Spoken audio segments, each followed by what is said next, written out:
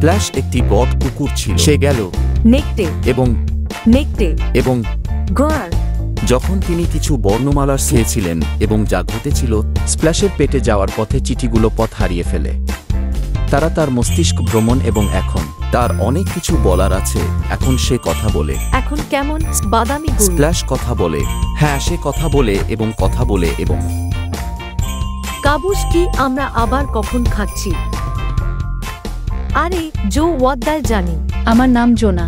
সে সব সময় সঠিক নয়, কিন্তু তবুও স্প্ল্যাশ কথা বলে। হাই সেখানে। সে একটি ভয়েস।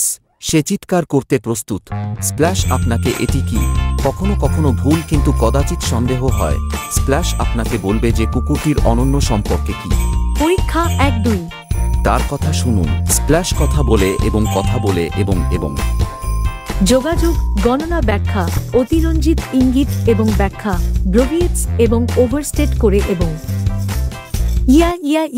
ইয়া হাইপারভেন্টিলেটস। স্প্ল্যাশ কথা বলে।